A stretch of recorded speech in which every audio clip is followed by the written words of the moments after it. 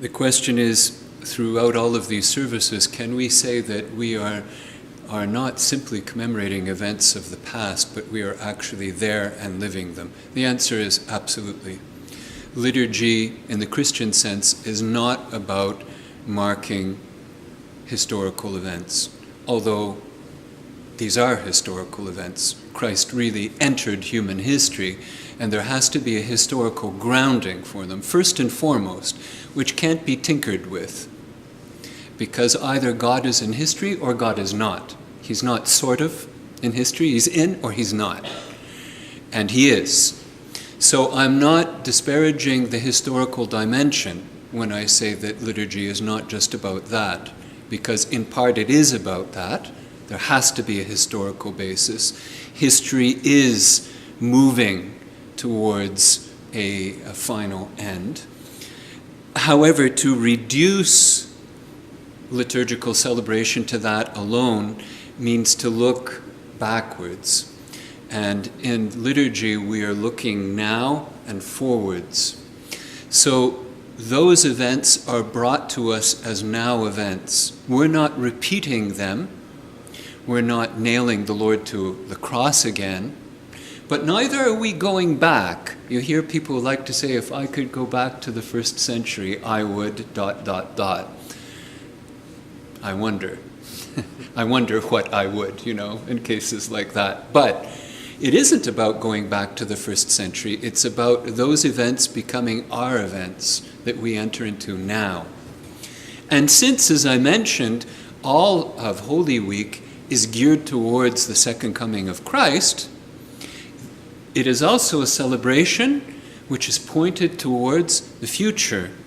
And this is very important because in many types of Greek thought, many streams of Greek thought before Christ, it was the past that was very important. For Christians, it's the future that informs the present, not the past. It's the fact that the second coming is informing and enlightening everything. It's not that the past isn't important, it's extremely important because we believe in real history. However, as St. Maximus the Confessor says in his commentary on the Divine Liturgy, when the doors of the temple are closed, it's the doors of history that are closed with it. So the liturgical premise is not that history is thrown in the garbage. It doesn't say history is dispensed with. It says the doors are closed because history is valuable. The Son of God came to us in history. We don't throw history out. But neither are we prisoners of history. So the doors are closed and the doors of eternity are opened. If we understood that that is the experience not just in the Eucharist but in all liturgy, that while sanctifying time and celebrating history, that the doors of eternity are simultaneously opened, we would see how critically important it is to have liturgy. There are lots of discussions among Christians. Is it really good to have liturgy? Some people have the opinion, liturgy isn't spontaneous enough because, as someone told me, he said, this is somebody else's prayer. On one level it is, and I'm very happy about that, because if my entire worship experience were reduced to my prayer, I would not be a very happy person. So I'm glad that it starts with it being somebody else's prayer, who's way ahead of me. But even more important is the fact that we aren't getting together to share our religious feelings and thoughts, and even our personal relationships with Christ. We're getting together so that when we gather as the body of Christ, the doors of history can be closed. And that you can't do on your own. And neither can you experience it simply by kind of doing your own thing. This doesn't obviate the need for personal prayer. Absolutely not. Every Christian should pray personally. And every Christian has personal experiences with Christ that are very valuable. I'm not in any way putting them down, but in no way do they ever replace liturgy. One is one is the other, not the same thing. Very important for us to remember that how the power of liturgy.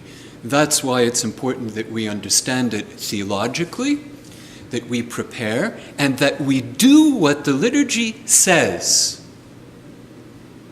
Is it about, the rubric that isn't it beautiful now? The priest is sensing the shroud.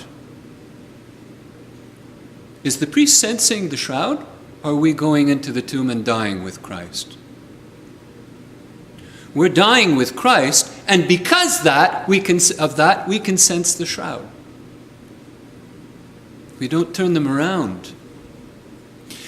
All of the fathers of the church warned the priests and everybody who participates in the liturgy, which goes back down to everybody, by the way, because everybody participates, the whole Laos, to be aware of the power, solemnity, and gravity of the liturgy.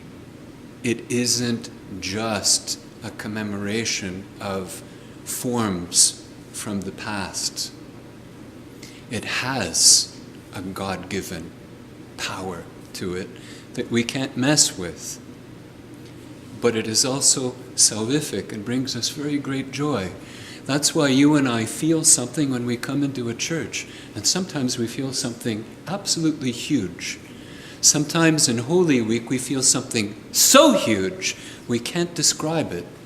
We understand that we are tiny, tiny pieces of sand in something absolutely massive, beyond what we could ever do on our own. And that's the experience of liturgy. It should be done well, it should be done prayerfully, it should be sung well, clearly. People should enter into the theological meaning of it and not simply comment on the rubrics. It should be served in a way which doesn't distract people.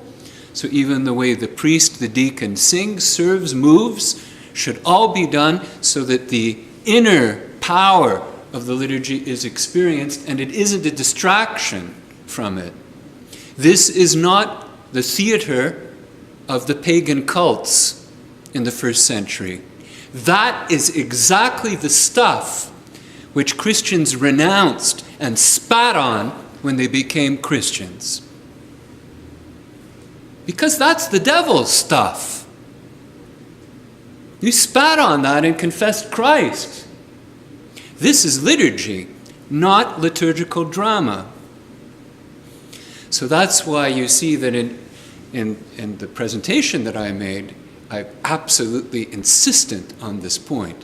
Christian liturgy has power.